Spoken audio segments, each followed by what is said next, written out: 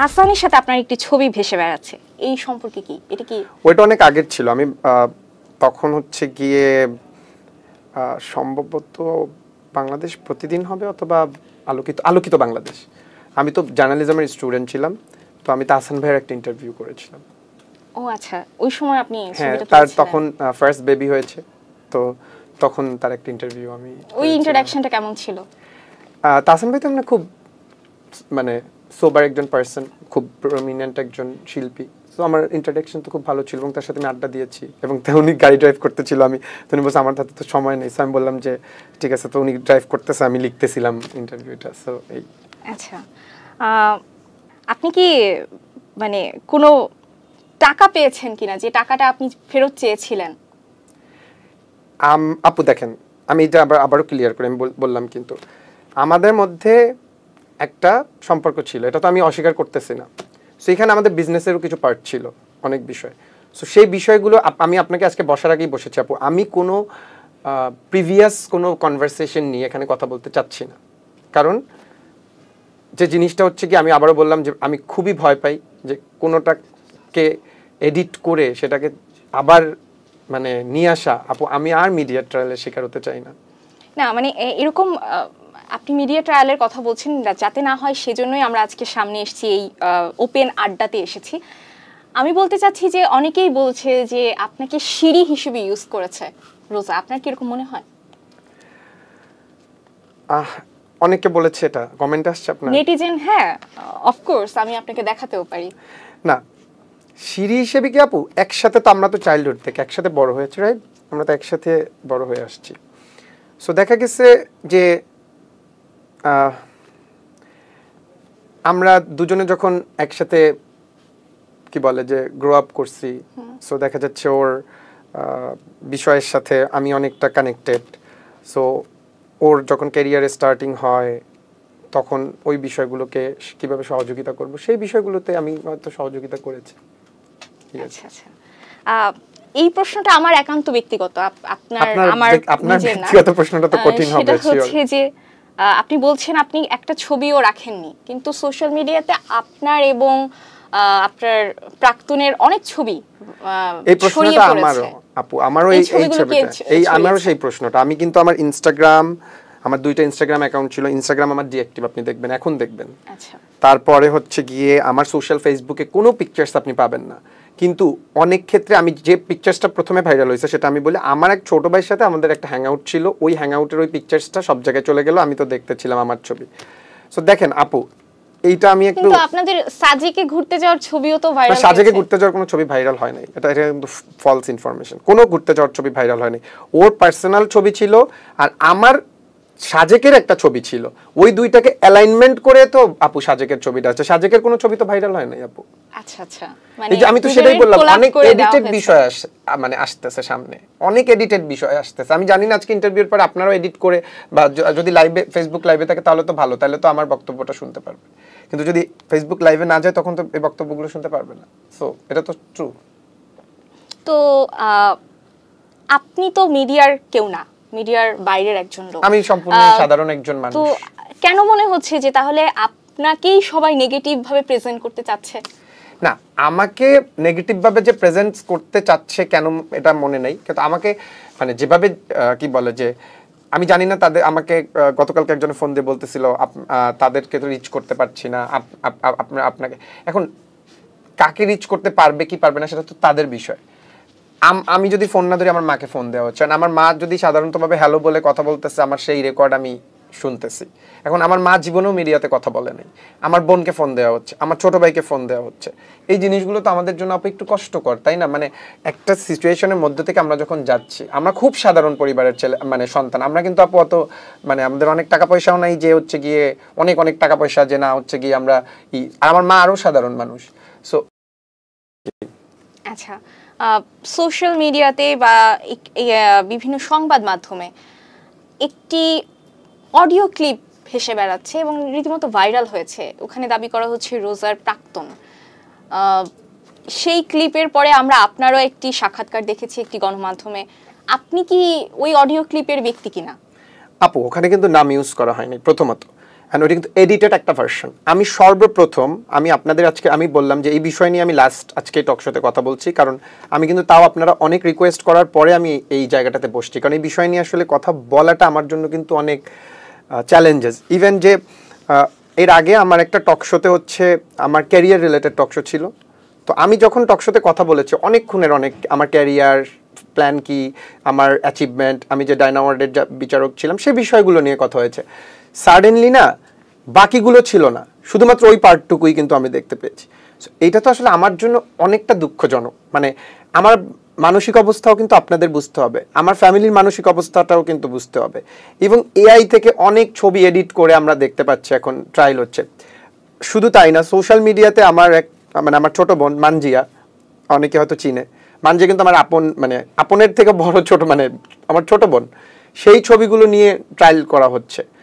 এইটা তো সবার কাছে আমার একটা, মানজিয়া আপনার ছোট বোন? হ্যাঁ আমার ছোট বোন, আমার কাজিন হয়। আচ্ছা আচ্ছা, আমার খুবই কাছে ইসে, সো অনেক ছোট আমার থেকে, পিচ্ছি।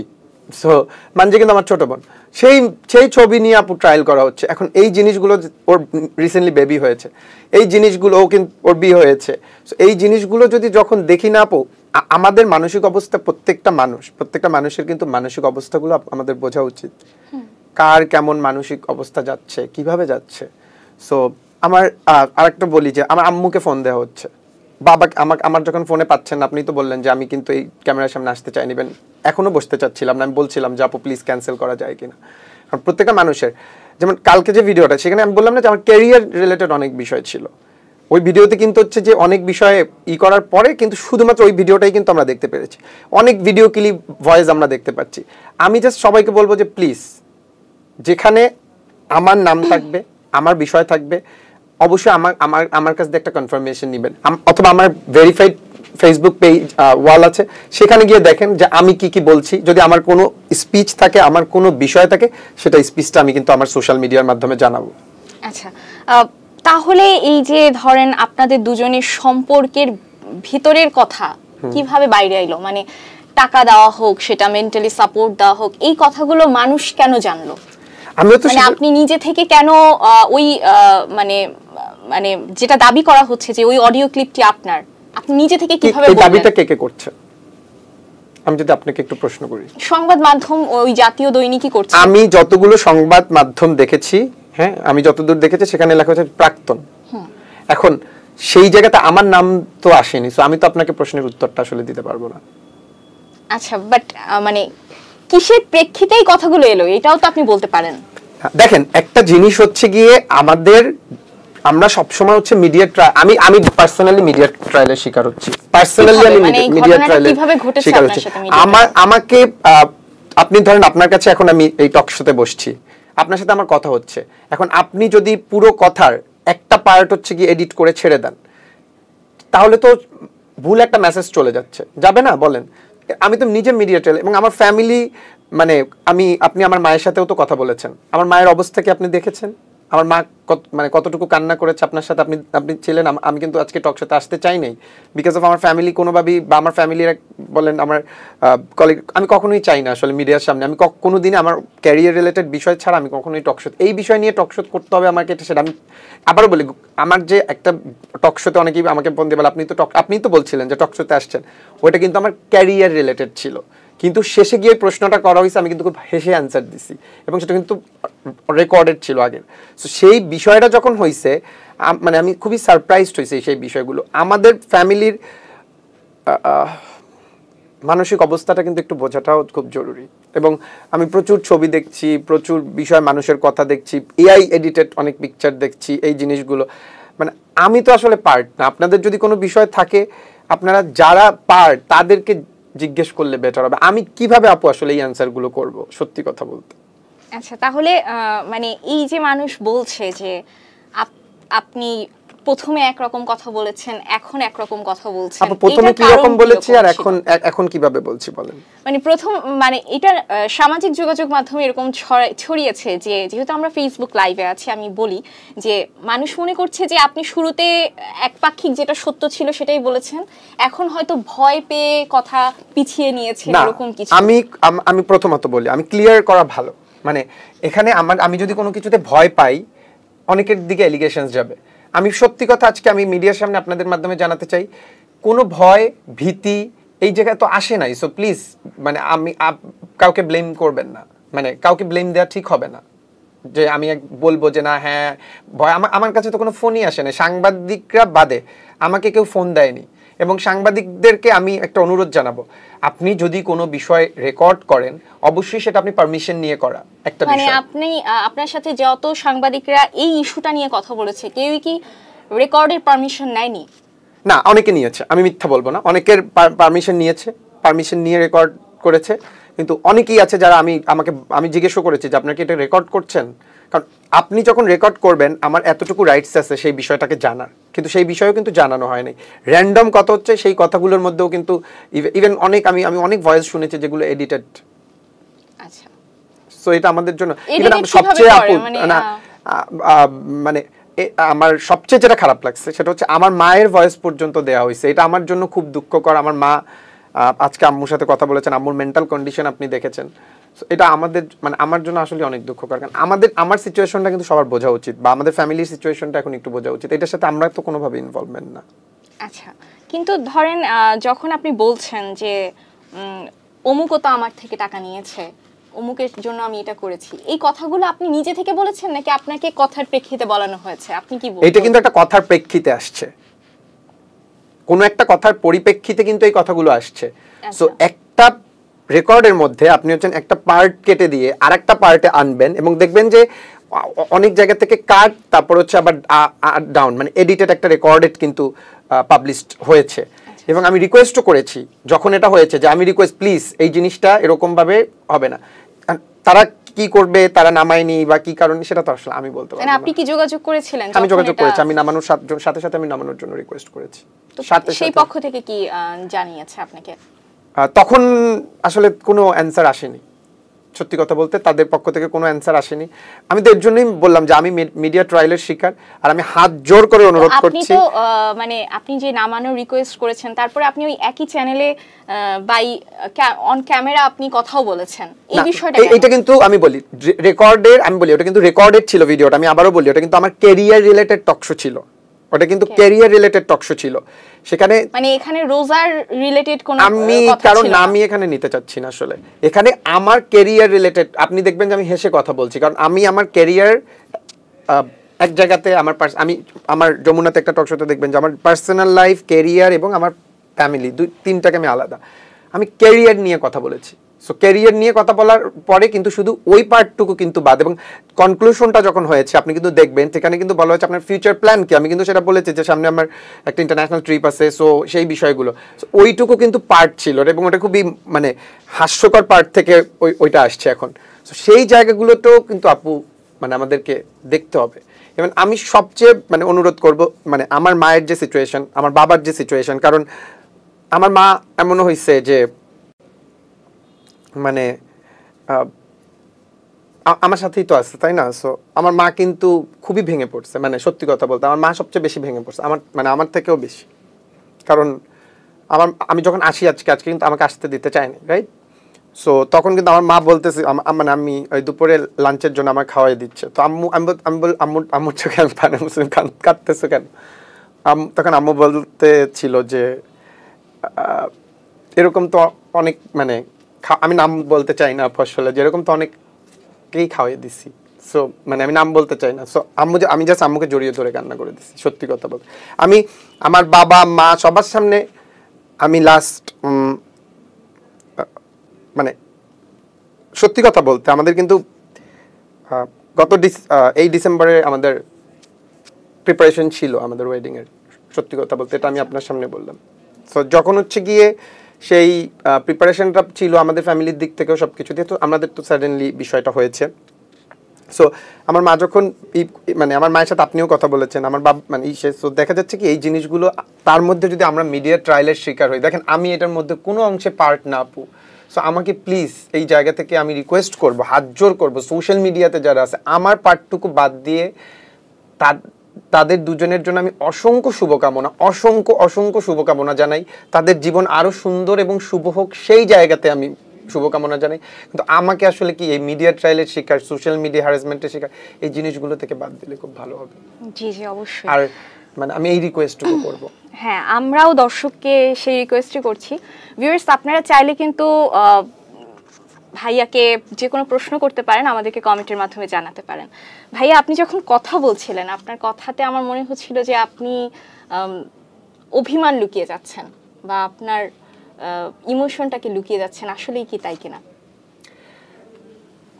না, অভিমান, আমার কারোর উপর অভিমান নেই, কারোর উপর আমার মানে আমি এই বিষয়টাতে আসে, আমি কিন্তু আপনার টক শোতে শুরুতে বলেছিলাম যে আপু আমি জাস্ট, আপনি আমাকে অনেকবার রিকোয়েস্ট করেছেন, আমি দ্যাটস ওয়াই আমি এখানে বসেছি, আমি কিন্তু 3 ঘন্টা 4 ঘন্টা বসেছি। না মানে আমি জানতে চাচ্ছি যে ব্যক্তি হিসেবে আপনি কিসের মধ্য দিয়ে যাচ্ছেন, কারণ সবাই মনে করছে আপনি লাইমলাইটে আসার জন্য এই সুযোগ আপনার, এটা কি আপনি কাজে লাগাচ্ছেন, এরকম কি না? আমি সকল সাংবাদিকদের কাছে হাত জোর করি, সকল মিডিয়া কর্মী ব্যক্তিত্বের কাছে হাত জোর করি এবং আপনাদের কাছেও হাত জোর করি, প্লিজ আমার ফ্যামিলি আমাকে কোনোভাবে এই রিলেটেড বিষয়ে যদি যোগাযোগ না করা হয় এবং প্রশ্ন না করা হয় বা আমাকে কোনো না করা হয়, আমি খুবই আপনাদের কাছে কৃতজ্ঞ থাকবো এবং এতটুকু আমি এক্সপেক্ট করি আমার সাংবাদিক ভাইদের কাছে, আমাদের কাছে। লাইমলাইট বা ফ্রেম আপু, এটা আমার কাছে মানে আমি তো মিডিয়া, আমি জার্নালিজমে পড়াশোনা করেছি, তো এই জিনিসটা তো আসলে আমাদের মানে আমার ইচ্ছাও নাই, অনিচ্ছাও নাই, মানে কোনোটাই আমি এই বিষয়ে নাই আপু। আমাকে তো কোনোদিন মানে অনেস্টলি স্পিকিং আপু, যদি লাইমলাইটে আসে, আপনি যখন আমাকে ফোন দিয়েছেন আমি নিজেই তো বলতাম আপু আমি চলে আসছি, কারণ আপনি মানে আপনাদের অফিসটা আমার বাসা থেকে কাছে, কিন্তু আপনি মনে হয় আমার মানে অফিসে আসার পরে আমি এই জায়গাতে বসার আগেও কিন্তু বলছি আপু আমি এই জায়গাতে বসতে চাই না, আমি বলছি না আপু। সো একটা জিনিস মনে রাখবেন আপু, আমাদের হাত তো মানে এটা তো একটা হাত, রাইট? সো এদিক থেকেও দেখা যায়, এদিক থেকেও দেখা যায়। সো সবাই, হ্যাঁ আমাকে শক্ত থাকতে হয়েছে, সকলের সামনে আমি শক্ত রয়েছি, কারণ আমার বাবা আছে, আমার মা আছে। আমার মা আজকে যখন আপনার সাথে কথা বলতেছিল আমাকে আসতে দিতে চাইছে কি দেয় না? আপনি সত্যি কথাটা বলবেন। না, দেয়নি। হ্যাঁ, দিয়েছে। আপনার সাথে আম্মুর কোনো পরিচয় নেই, আম্মু কতক্ষণ কান্না করছে আপনি নিজে বলেন, থামাইতে পারছেন আমার আম্মুকে? আমার ফ্যামিলির অবস্থাটা তো আপনাদেরকে একটু বুঝতে হবে। এই মুহূর্তে যে ধরনের মিডিয়া ট্রায়ালিং হচ্ছে, ছবি এডিট হচ্ছে, আমার কাজিনদের সাথে ছবি, সেই ছবিগুলো যাচ্ছে, এটা তো আপু আমি ডিজার্ভ করি না আসলে, কারণ এটার সাথে তো আমি সম্পৃক্ততা নাই, আসলে আমার কোনো সম্পৃক্ততা নাই এটার সাথে। আমি শুভকামনা জানাই, আমার এর থেকে আর বড় কি জিনিস হবে বলেন? আচ্ছা একটু জানতে চাই, আপনি কথা প্রসঙ্গেই বলছিলেন যে ডিসেম্বরে আপনার একটা প্ল্যান ছিল, এত কিছু প্ল্যান, এত দিনের সম্পর্ক, মানে মিসআন্ডারস্ট্যান্ডিংটা কেন হলো, মানে কেন আমি বিষয় আসলে আপু এখন কথা বলতে চাচ্ছি না। মানে যদি একটু কিছু বলেন, মানে কেন, কি আপনার দিক থেকে তো নিশ্চয়ই কোনো কমতি ছিল না নাকি? না, আমি এই বিষয়ে আসলে কোনো কথাই বলবো না, আমি কোনো কথা বলবো না, কারণ অনেক কিছু কাট করে তারপরে যায়। সো আমি এই বিষয়ে কোনো মানে আমি কোনো অ্যান্সার, কোনো উত্তর, কোনো কিছু দিব না। ওকে, আমাদের সরি, আপনি রাগ করবেন না। না না, আমাদের ফেসবুক আড্ডাতে অনেক দর্শক যুক্ত হয়েছেন। একজন হৃদয় হাসান নামে একজন প্রশ্ন করেছেন যে তাহসানের সাথে আপনার একটি ছবি ভেসে বেড়াচ্ছে, এই সম্পর্কে কি, এটা কি? ওইটা অনেক আগের ছিল, আমি তখন হচ্ছে গিয়ে সম্ভবত বাংলাদেশ প্রতিদিন হবে অথবা আলোকিত বাংলাদেশ, আমি তো জার্নালিজমের স্টুডেন্ট ছিলাম, তো আমি তাহসান ভাইয়ের একটা ইন্টারভিউ করেছিলাম। ও আচ্ছা, ওই সময় আপনি ছবিটা তার তখন ফার্স্ট বেবি হয়েছে, তো তখন তার একটা ইন্টারভিউ আমি। ওই ইন্টারঅ্যাকশনটা কেমন ছিল? তাহসান ভাই তো আমরা খুব মানে সোবার একজন পার্সন, খুব প্রমিনেন্ট একজন শিল্পী, তো আমার ইন্ট্রোডাকশন তো খুব ভালো ছিল এবং তার সাথে আমি আড্ডা দিয়েছি এবং উনি গাড়ি ড্রাইভ করতেছিল, আমি তো উনি বলছে আমার হাতে তো সময় নেই, আমি বললাম যে ঠিক আছে, তো উনি ড্রাইভ করতেছে, আমি লিখতেছিলাম ইন্টারভিউটা। সো এই। আচ্ছা, বর্ষা কমেন্ট করেছেন যে আপনি কি মানে কোনো টাকা পেয়েছেন কিনা, যে টাকাটা আপনি ফেরত চেয়েছিলেন? আপু দেখেন, আমি এটা আবারও ক্লিয়ার করে আমি বললাম, কিন্তু আমাদের মধ্যে একটা সম্পর্ক ছিল, এটা তো আমি অস্বীকার করতেছি না। সো এখানে আমাদের বিজনেসেরও কিছু পার্ট ছিল, অনেক বিষয়। সো সেই বিষয়গুলো আমি আপনাকে আজকে বসার আগেই বসেছি আপু, আমি কোনো প্রিভিয়াস কোনো কনভারসেশন নিয়ে এখানে কথা বলতে চাচ্ছি না, কারণ যে জিনিসটা হচ্ছে কি, আমি আবারও বললাম যে আমি খুবই ভয় পাই যে কোনোটাকে এডিট করে সেটাকে আবার মানে নিয়ে আসা আপু, আমি আর মিডিয়া ট্রায়ালের শিকার হতে চাই না। না মানে এরকম আপনি মিডিয়া ট্রায়ালের কথা বলছেন, যাতে না হয় সেজন্যই আমরা আজকে সামনে এসেছি, এই ওপেন আড্ডাতে এসেছি। আমি বলতে চাচ্ছি যে অনেকেই বলছে যে আপনাকে সিঁড়ি হিসেবে ইউজ করেছে রোজা, আপনার কি এরকম মনে হয়? অনেকে বলেছে, এটা কমেন্ট আসছে আপনার? নেটিজেন, হ্যাঁ অফকোর্স, আমি আপনাকে দেখাতেও পারি। না, সিঁড়ি হিসেবে কি আপু, একসাথে তো আমরা তো চাইল্ডহুড থেকে একসাথে বড় হয়েছি, রাইট? আমরা তো একসাথে বড় হয়ে আসছি। সো দেখা গেছে যে আমরা দুজনে যখন একসাথে কি বলে যে গ্রো আপ করছি, সো দেখা যাচ্ছে ওর বিষয়ের সাথে আমি অনেকটা কানেক্টেড। সো ওর যখন ক্যারিয়ারে স্টার্টিং হয় তখন ওই বিষয়গুলোকে কিভাবে সহযোগিতা করব সেই বিষয়গুলোতে আমি হয়তো সহযোগিতা করেছি। আচ্ছা আচ্ছা, এই প্রশ্নটা আমার একান্ত ব্যক্তিগত, আপনার ব্যক্তিগত প্রশ্নটা তো কঠিন হবে। সেটা হচ্ছে যে আপনি বলছেন আপনি একটা ছবিও রাখেননি, কিন্তু সোশ্যাল মিডিয়াতে আপনার এবং আপনার প্রাক্তনের অনেক ছবি এই প্রশ্নটা আমারও আপু, আমারও এই ছবিটা, এই আমারও সেই প্রশ্নটা। আমি কিন্তু আমার ইনস্টাগ্রাম, আমার 2টা ইনস্টাগ্রাম অ্যাকাউন্ট ছিল, ইনস্টাগ্রাম আমার ডিঅ্যাক্টিভ, আপনি দেখবেন, এখন দেখবেন। আচ্ছা, তারপরে হচ্ছে গিয়ে আমার সোশ্যাল ফেসবুকে কোনো পিকচার্স আপনি পাবেন না, কিন্তু অনেক ক্ষেত্রে আমি যে পিকচার্সটা প্রথমে ভাইরাল হয়েছে সেটা আমি বলি, আমার এক ছোট ভাইয়ের সাথে আমাদের একটা হ্যাংআউট ছিল, ওই হ্যাংআউটের ওই পিকচার্সটা সব জায়গায় চলে গেল, আমি তো দেখতেছিলাম আমার ছবি। সো দেখেন আপু, এইটা আমি একটু, কিন্তু আপনাদের সাজেকে ঘুরতে যাওয়ার ছবিও তো ভাইরাল হয়েছে। সাজেকে ঘুরতে যাওয়ার কোনো ছবি ভাইরাল হয় নাই, এটা কিন্তু ফলস ইনফরমেশন। কোনো ঘুরতে যাওয়ার ছবি ভাইরাল হয়নি, ওর পার্সোনাল ছবি ছিল আর আমার সাজেকের একটা ছবি ছিল, ওই দুইটাকে অ্যালাইনমেন্ট করে তো আপু সাজেকের ছবিটা আছে, সাজেকের কোনো ছবি তো ভাইরাল হয় নাই আপু। আচ্ছা আচ্ছা, মানে এই যে আমি তো সেটাই বললাম, অনেক এডিটেড বিষয় মানে আসতেছে সামনে, অনেক এডিটেড বিষয় আসতেছে। আমি জানি না আজকে ইন্টারভিউর পর আপনারাও এডিট করে, বা যদি লাইভে, ফেসবুক লাইভে থাকে তাহলে তো ভালো, তাহলে তো আমার বক্তব্যটা শুনতে পারবে, কিন্তু যদি ফেসবুক লাইভে না যায় তখন তো এই বক্তব্যগুলো শুনতে পারবে না। সো এটা তো ট্রু। তো আপনি তো মিডিয়ার কেউ না, মিডিয়ার বাইরের একজন লোক, আমি সম্পূর্ণ সাধারণ একজন মানুষ। তো কেন মনে হচ্ছে যে তাহলে আপনাকেই সবাই নেগেটিভ ভাবে প্রেজেন্ট করতে চাচ্ছে? না, আমাকে নেগেটিভ ভাবে যে প্রেজেন্ট করতে চাচ্ছে কেন এটা মনে নেই, কিন্তু আমাকে মানে যেভাবে কি বলে যে, আমি জানি না তাদের, আমাকে গতকালকে একজন ফোন দিয়ে বলতেছিল তাদেরকে তো রিচ করতে পারছি না, আপনাকে এখন কাকে রিচ করতে পারবে কি পারবে না সেটা তো তাদের বিষয়। আমি যদি ফোন না ধরি, আমার মাকে ফোন দেওয়া হচ্ছে, আমার মা যদি সাধারণতভাবে হ্যালো বলে কথা বলতেছে, আমার সেই রেকর্ড আমি শুনতেছি। এখন আমার মা জীবনেও মিডিয়াতে কথা বলে নাই, আমার বোনকে ফোন দেওয়া হচ্ছে, আমার ছোট ভাইকে ফোন দেওয়া হচ্ছে। এই জিনিসগুলো তো আমাদের জন্য একটু কষ্টকর, তাই না? মানে একটা সিচুয়েশনের মধ্যে থেকে আমরা যখন যাচ্ছি, আমরা খুব সাধারণ পরিবারের ছেলে, মানে সন্তান, আমরা কিন্তু আপু অত মানে আমাদের অনেক টাকা পয়সাও নাই যে হচ্ছে গিয়ে অনেক অনেক টাকা পয়সা যে না হচ্ছে গিয়ে আমরা আর আমার মা আরও সাধারণ মানুষ। সো এই জিনিসগুলো কেন করছে, কেনই করছে, সেটা তো আমরাও আসলে ওয়ারিড এই বিষয়, এবং এইটার জন্যই আমি বললাম যে এই লাস্ট টক শো এই বিষয়ে আমি আর কোনো টক শোতে কথা বলতে চাই না। আমি রিকোয়েস্ট করবো আমাকে ফোন না দেওয়াটা বেটার আপু, কারণ আমি আসলে মানে এটা কথা বলাটা তো আমার জন্য অনেক ডিফিকাল্ট আপু এই মুহূর্তে, রাইট নাও। আচ্ছা, অনেকে বলছে যে আপনি হয়তো তাহসানের ভয়ে পিছিয়ে গেছেন, বিষয়টা কি তাই? না না না, ভয়ে পিছানোর তো কিছু নাই আপু। আমাকে তো, আমি তো বললাম, আমাকে মানে কেন আমি মিথ্যা বলবো? হ্যাঁ, বা তাহসানের থেকে আপনি কোনো ফোন কল পেয়েছেন কিনা? আমি কোনো এখন পর্যন্ত কোনো ফোন কল আমার কাছে কেউ আসে নাই। আমি মিথ্যা কথা কেন বলবো? আমার প্রথমত কোনো ফোন কল আমার কাছে আসে নাই, একটা ফোন কল, সাংবাদিকরা বাদে আমাকে কেউ ফোনই দেয় নাই। আপনি দিয়েছিলেন ফোন দিয়ে আমাকে কি বলে যে আমি যখন বলছি টক শোতে আসবো না, তখন আপনি সেম কোশ্চেনটা আমাকে করছেন যে তাহলে কি আপনি ভয়ে আসতে চাচ্ছেন না? আমি তো এরকম কোনো ফোন কল আসে নাই, আমি তাদের নামে কেন মিথ্যা কথা বলবো বলেন? তাহলে আপনি মানে ভয় পাচ্ছেন না তাহসান ভাইকে? না, সে তো সিঙ্গার, তাকে ভয় পাওয়ার কি আছে? তার গান আমরা শুনবো তো, তাকে সে একজন সিঙ্গার মানুষ, তাই না? তাকে কেন আপনি ভয় পান তাকে? না, আমি পাচ্ছি না, বাট মানে আপনাকে নিয়ে যত কথা হচ্ছে সেই জায়গা থেকে আপনি ভয় পাচ্ছেন কিনা যে আমাকে তো আপনার কোনো ক্ষতি করতে পারে? আমি আবার বলি, আমার স্টেটমেন্টগুলো কিন্তু দেখবেন, আমি মানে ভেবেচিন্তেই কি তাহলে স্টেটমেন্টগুলো দিচ্ছেন কিনা তার ভয়ে?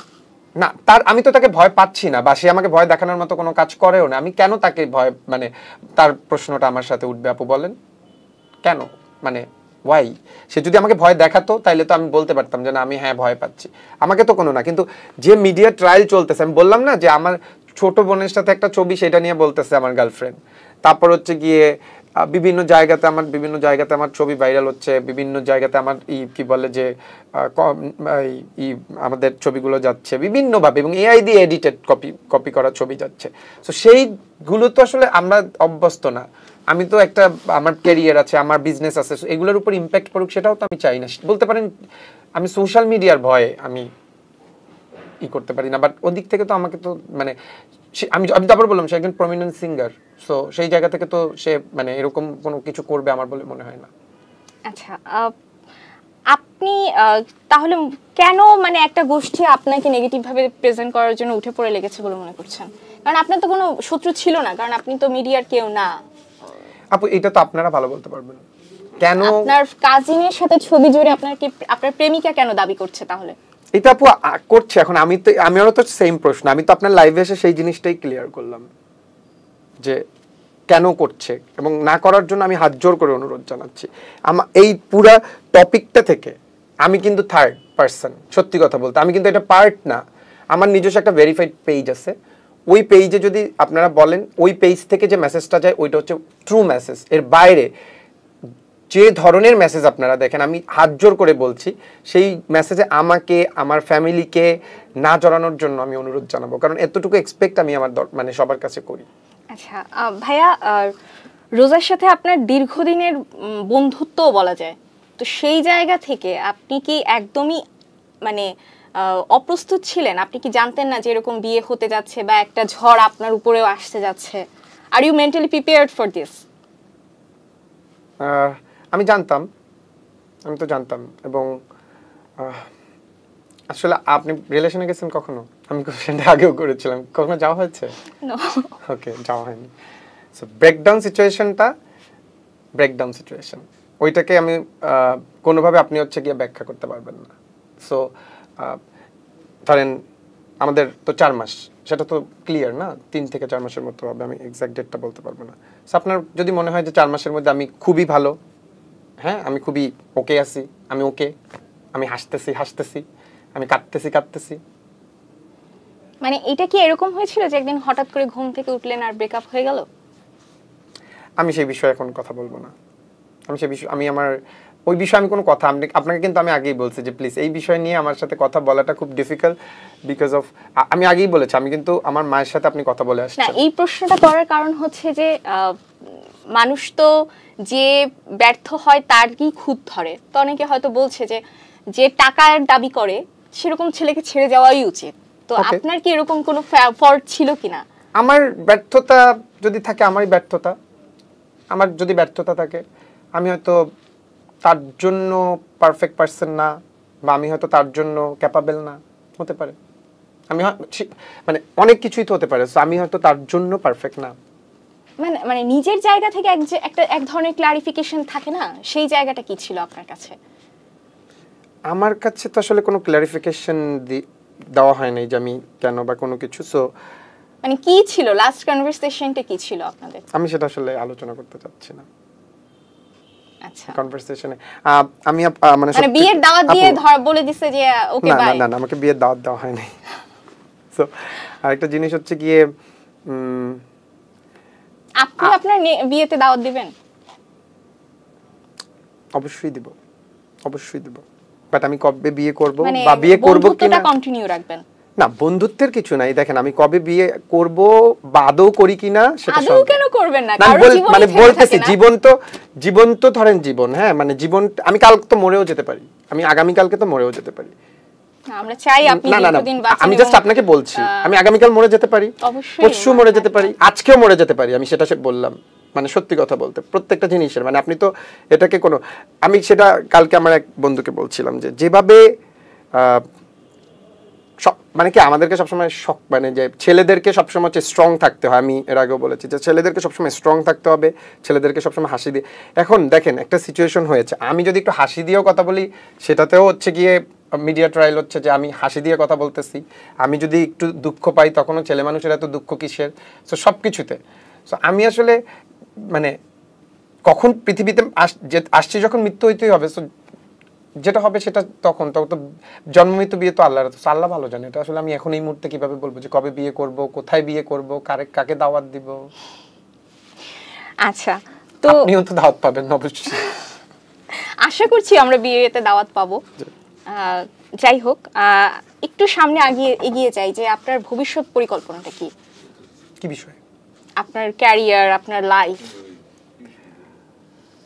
আমার ক্যারিয়ার নিয়ে যদি, আমার ক্যারিয়ার তো আমার ক্যারিয়ারের জায়গায় আছে। আমি তো বিওয়াইএস এবং বাংলাদেশ সোসাইটি বিওয়াইএস এর এক্সিকিউটিভ ডিরেক্টর হিসেবে কাজ করছি। সো সেই বিষয়ে মানে আছি, আমাদের কাজ চলবে। তো আমার অর্গানাইজেশন আরও ভেঞ্চার্সের প্ল্যান আছে এবং আমার সামনে একটা কিছু বললাম যে ইন্টারন্যাশনাল একটা ট্রিপ আছে। সো ওইটার জন্য প্রিপারেশন নিচ্ছি, কারণ ওটা একটা কনফারেন্স।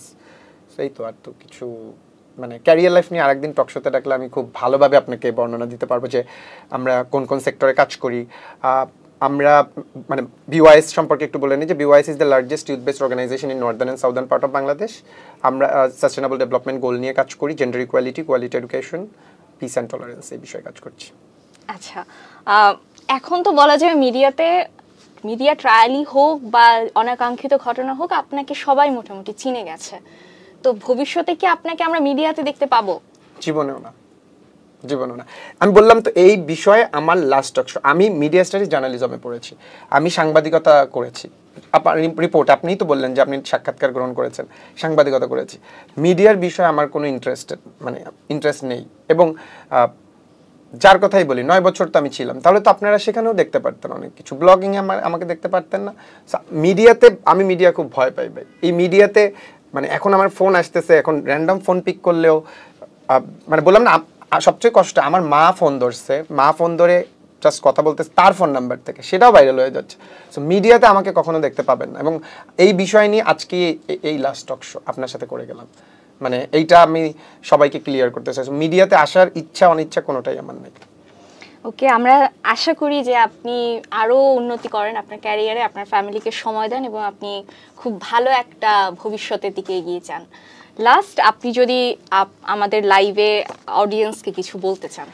না, আমি জাস্ট সবাইকে বলতে চাই যে আপু, লাইফে আপস ডাউন আপস সবাই আসবে। আর আমরা কখনো কোনো বিষয়কে নিয়ে জাজ না করি, হ্যাঁ, যতক্ষণ না সেটাকে প্রুভ না হয়, যতক্ষণ না সেই বিষয়টাকে সামনে না আসে। যেমন আজকে কালকে রেকর্ডের যে একটা টক শো গিয়েছে, তো তখন আমাকে প্রশ্ন করা হয়েছিল যে কি গিফট আছে কিনা। আমি বলছি হাসতে হাসতে যে হ্যাঁ গিফট তো আছে। এখন সবাই ধরে নিয়েছে আমি খুব হাসতেছি, কিন্তু হাসার মধ্যে আমি কি এবং আমি কিভাবে হাসছি ওইটা কিন্তু